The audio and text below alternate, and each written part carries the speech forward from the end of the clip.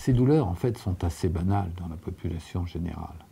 Et le diagnostic de spondylarthrite est souvent porté très très tardivement. On considère qu'il faut habituellement 7 ans avant que le diagnostic de spondylarthrite soit porté.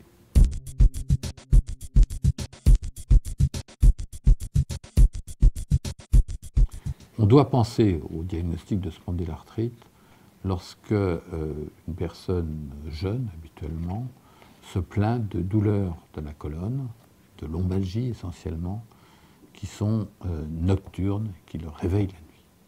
C'est certainement le maître symptôme. On parle beaucoup des douleurs sacro-iliaques dans cette maladie. Les douleurs sacro-iliaques, c'est des douleurs qui surviennent sur le plan anatomique, entre le sacrum et le bassin, c'est-à-dire en fait des douleurs en pleine fesse. C'est ça qu'il faut retenir comme localisation. C'est la douleur dans les fesses qui fait mal et qui fait mal la nuit. On peut avoir dans la spondylarthrite des localisations périphériques. N'importe quelle articulation peut être touchée par la spondylarthrite, mais c'est habituellement associé à des lésions de la colonne vertébrale. Vous pouvez très bien avoir un gonflement d'un poignet, d'un genou ou d'un pied qui soit en rapport avec la spondylarthrite, mais c'est, je vous dis, le plus souvent associé à des lésions axiales, à des douleurs vertébrales. Et puis, il y a un certain nombre de manifestations qui peuvent survenir dans le cadre des spondylarthropathies. C'est des douleurs des pieds, en particulier les talalgies, c'est-à-dire des douleurs des talons qui peuvent être parfois très invalidantes.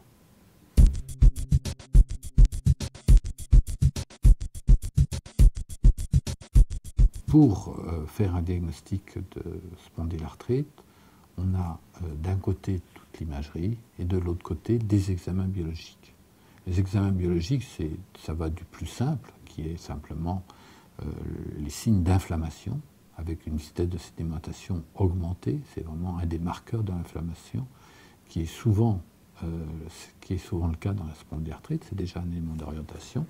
Et puis, si on a plus de doutes, on peut s'aider de la recherche de l'antigène HLA-B27. Alors, beaucoup de gens ont parlé, ont attaché de l'importance à l'antigène HLA-B27. Je dois dire que pour nous, c'est un examen qui va nous aider un peu dans le diagnostic, mais surtout, il faut savoir que ce n'est pas un examen formel.